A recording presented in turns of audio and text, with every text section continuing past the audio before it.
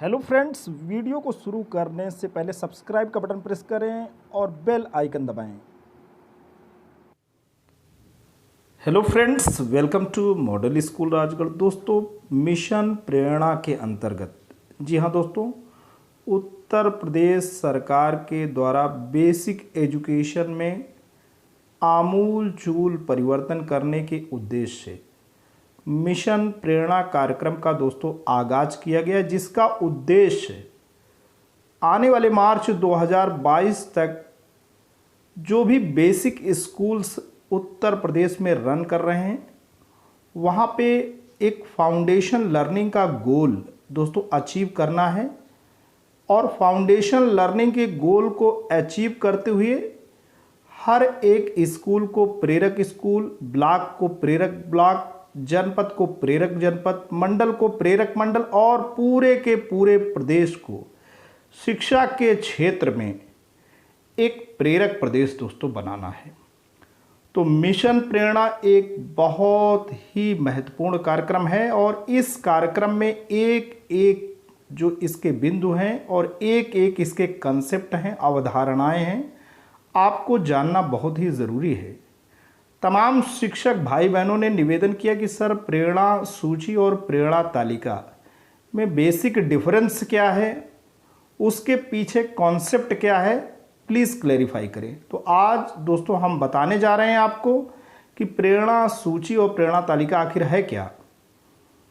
आते हैं दोस्तों, आपके सामने दोस्तों देख रहे हैं ये प्रेरणा सूची है कक्षा 1 की। हर एक कक्षा में जो विषय होते हैं, हर एक कक्षा में जो सब्जेक्ट हैं, उससे संबंधित दोस्तों दक्षताएं हैं।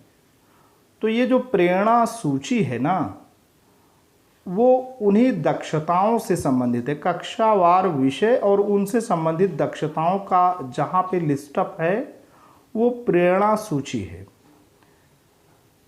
जब भी ये बात होती है कि नए सेशन में आपको प्रिंट रिच मटेरियल्स मिल जाएंगे, इस समय लॉकडाउन पीरियड चल रहा है, अगर स्कूल खुले होते तो ये सूची आपके हाथों में होती, ये प्रेरणा सूची आपके हाथों में होती और आप ये जानते कि हम कक्षा 1 में अगर बच्चों को पढ़ा रहे हैं तो उन बच्चों के साथ कितनी दक्षताएं होनी चाहिए। कहने का मतलब है कि कक्षा 1 में अगर बच्चा पढ़ रहा है तो उस कक्षा से संबंधित हमारी दक्षता क्या है, ये आपको प्रेरणा सूची में मिल जाएगा।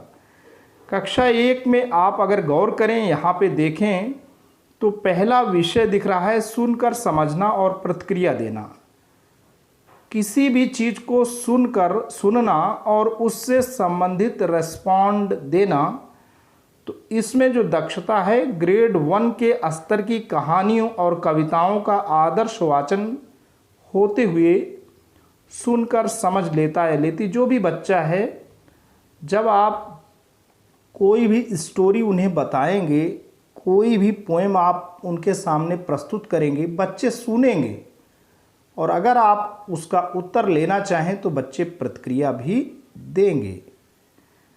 दूसरा है इसी में कि ग्रेड 1 के स्तर का पाठ सुनकर घटनाओं और पात्रों के बारे में प्रत्यक्ष तौर पर स्मृति आधारित प्रश्नों के जवाब दे सकता है। बच्चा जो भी आप कहानी सुनाएंगे, खरगोश और कछुए की कहानी अगर आप सुनाएंगे तो उसे सुनेगा और जो भी कैरेक्टर हैं उसमें प्रत्यक्ष तौर पे जो भी उसकी मेमोरी लेन में यानी स्मृति में जाएगी, उसके आधार पे आपको प्रश्नों के जवाब दे देगा।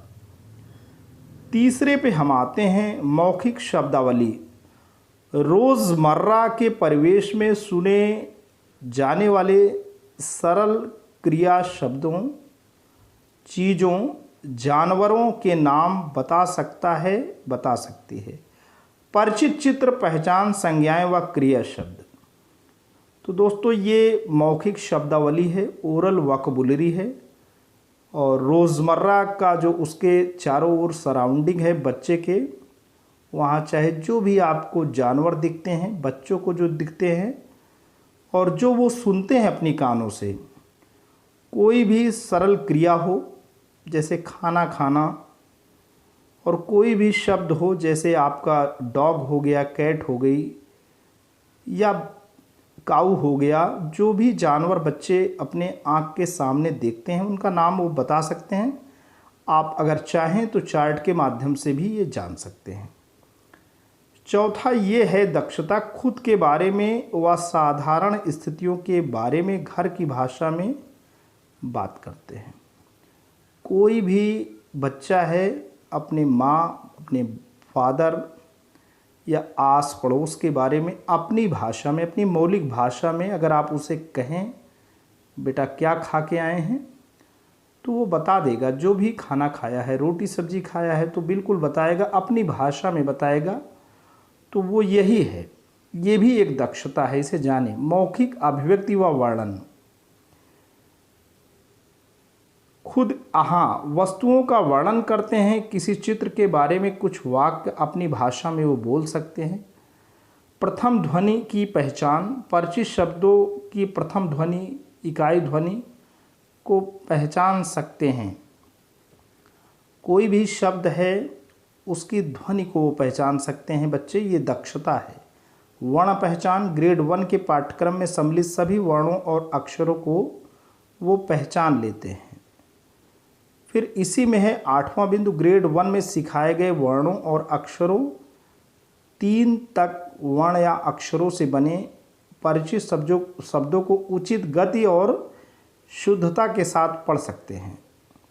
दोस्तों जैसे कमल है या जो भी ऐसे 3 वर्ण हैं, का, मा, ला, तो उन्होंने बना लिया, उसको परिचित शब्द को पढ़ भी सकते हैं, शुद्धता के साथ पहचान भी सकते हैं। शब्द पहचान या पढ़ना, ग्रेड 1 में सिखाए गए वर्णों और अक्षरों 3 तक वर्णों या अक्षरों से बने अपरिचित शब्दों को उचित गति और शुद्धता के साथ पढ़ सकते हैं। केवल परिचित तो वो हो गए जिन्हें आपने पढ़ाया कक्षा में, और अपरिचित कौन है? जो उनके सामने एकाएक पढ़ते हैं, अजनबी हैं, उनको भी अगर पूर्व अनुभव के आधार पर बच्चे चाहें तो पढ़ सकते हैं।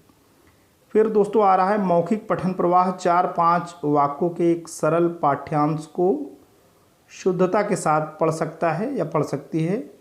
और 11वां है ग्रेड 1 के स्तर के पाठ को समझते हुए पढ़ सकता है, पढ़ सकती है। फिर आगे है पढ़कर समझना, पाठ में से स्पष्ट दिखने वाली जानकारी को निकाल या बता सकता है। जैसे इस तरह के प्रश्नों के जवाब, लड़की का नाम क्या है, जबकि पाठ में लिखा हो कि लड़की का नाम शांति है। लेखन, सरल परिचित शब्द लिख लेता है जिसमें 2-3 अक्षर हों। और 14वां है चित्र, पात्र, घटना का विवरण देने के लिए शब्द लिख सकता है। तो ये तो दोस्तों हो गई सूची है कक्षा में जो विषय है उससे संबंधित दक्षता सूची में आपको मिलेगी। अब इसको आप क्या करेंगे, ये जो दक्षता मैंने बताया, इन दक्षताओं का आप देख रहे हैं यहाँ पे, अगर आप देखें ध्यान से दोस्तों देखें तो यहाँ पे 1 से लेकर के, जी हाँ दोस्तों 1 से लेकर के स्टूडेंट 1 से लेके स्टूडेंट यहाँ 30 तक, इन्हीं दक्षताओं से संबंधित हर एक बच्चे को आपको देखना है कि क्या इसने कक्षा 1 में जो विषय हैं उससे संबंधित जो हमारी दक्षताएं निर्धारित हैं उस दक्षता को उसने अचीव कर लिया या नहीं। तो ये जो टेबल है ये आपकी तालिका है। ये कक्षा 1 में 2 में ये चश्मा होंगी, ये स्टिक होंगी, चिपकाई जाएंगी। जितने भी बच्चे हैं यहाँ पे 30 बच्चों की पूरी तालिका है। तो जैसे कि मैंने आपको बताया, अभी बताया मैंने आपको, यहाँ आप देखो कि सुनकर समझना और प्रतिक्रिया देना। अब उससे संबंधित दक्षताएं ग्रेड 1 के स्तर की कहानियों और कविताओं का आदर्श वाचन होते हुए सुनकर समझ लेता है। मान लीजिए स्टूडेंट 1 यहाँ राम है, दूसरा श्याम है, तीसरा मानसी है, चौथा ऐसे मानस है, 5वां। तो ये जो कहानियाँ हैं उसमें हर एक बच्चे को आप देखना है कि ये समझ लेता है या नहीं लेता है। तो ये आपकी जो तालिका है उन्हीं दक्षताओं का क्या करती है, एक प्रकार से आकलन करती है, मेजरमेंट करती है। ये कक्षा में इसलिए चिपकाई जाएगी कि कक्षा में आपके जितने भी बच्चे हैं, हर कक्षा में जो विषय हैं उससे संबंधित दक्षताओं पे खरे उतर रहे हैं या नहीं, क्योंकि हमारा मिशन प्रेरणा का जो लक्ष्य है वो इन्हीं दक्षताओं से संबंधित है। और ऐसा नहीं है कि आप केवल खाना पूर्ति कर देंगे, ये दक्षताएं एक स्वतंत्र वाह्य एजेंसी इसका आकलन करेगी। जब विद्यालय को ये घोषित किया जाएगा कि बच्चे जो है निर्धारित दक्षताएं पूरी कर चुके हैं, यानी 80% हमारे बच्चे इन दक्षताओं पे खरे उतरे हैं, तो एक स्वतंत्र वाह्य एजेंसी इसका मूल्यांकन करेगी और विद्यालय को प्रेरक स्कूल में दोस्तों परिणत हो जाना है। ये सारी की सारी कवायद लॉकडाउन अवधि के बाद दोस्तों होनी है। तो दोस्तों आज आपको मैंने क्लैरिफाई कर दिया कि ये मिशन जो प्रेरणा है, जो एक फ्लैगशिप कार्यक्रम है उत्तर प्रदेश सरकार का, उसमें ये जो प्रेरणा सूची है, प्रेरणा तालिका, आप बखूबी अंतर इसका समझ गए होंगे। दोस्तों आज के लिए इतना ही। Thanks for watching and listening. This is Ajay Prakash Dubey.